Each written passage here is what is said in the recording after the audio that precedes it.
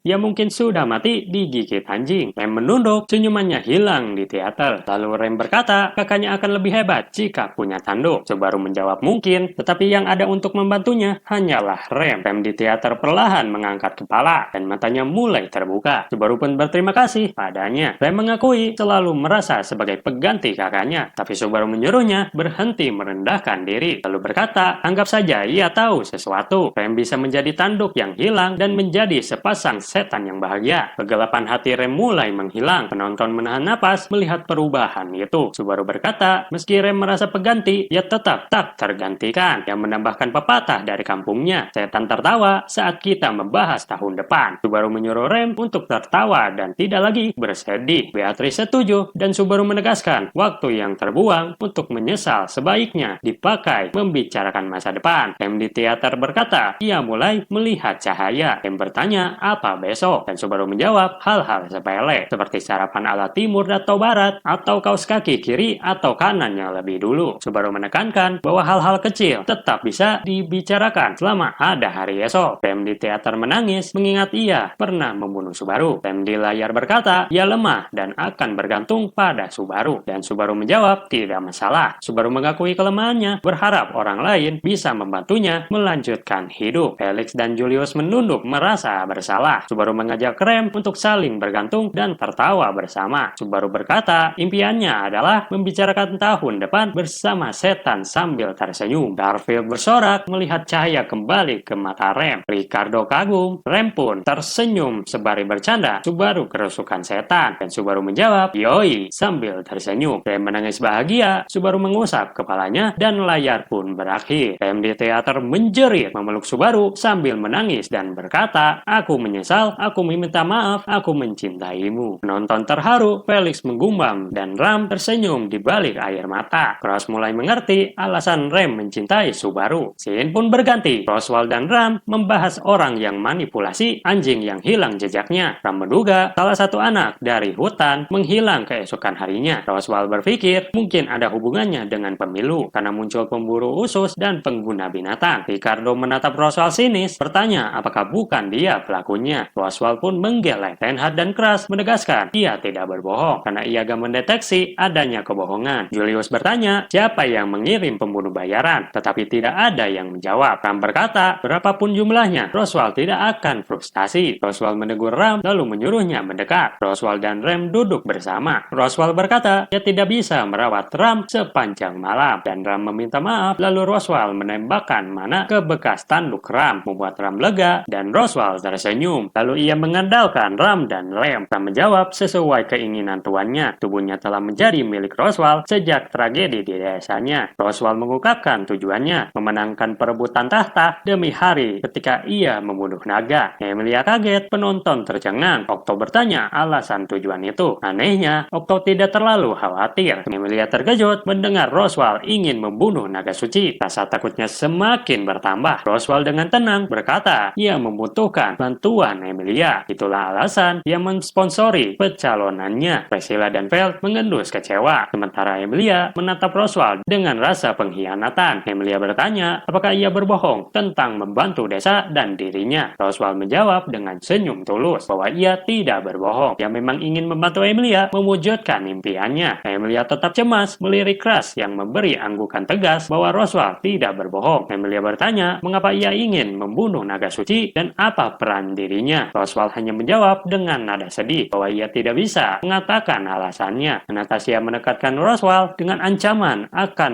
membocorkan informasi ke gereja. Roswell kembali ke sifat eksentriknya, tersenyum menyeramkan dan berkata tidak ada tuduhan yang bisa dijatuhkan padanya di istana kerajaan. Feld, Kras, dan Okto menunjukkan ekspresi tertarik. Wilhelm panik melihat Federica dan Petra. Ram memberi isyarat agar mereka diam, lalu berkata Roswell salah dalam hal itu. Reinhardt berdiri dengan tatapan tajam, menyatakan Roswell bersalah atas pengkhianatan terhadap naga suci Lugunika. Reinhardt menegaskan mereka telah menyaksikan niat jahat Roswell terhadap kerajaan. Reinhardt memberi kesempatan Roswell membela diri, tapi Roswell hanya tersenyum dan berkata ia tidak menyesali apapun. Tatapan Reinhardt semakin tajam, ia bersiap melompati kursinya untuk menangkap Roswell. Julius juga bersiap mengepung dari sisi kanan, menunjukkan pengabdian mereka kepada kerajaan dan naga suci. Reinhardt bergerak bergerak untuk menangkap Roswell, meminta agar ia tetap tenang dan ikut ke sudut ruangan untuk diinterogasi. Namun sebelum Reinhardt sempat melangkah, sebuah kekuatan dahsyat mendorongnya ke udara dan menjatuhkannya tepat di pantatnya. Hal itu membuat Feld tertawa terbahak-bahak. Ternyata itu ulah dari suara misterius.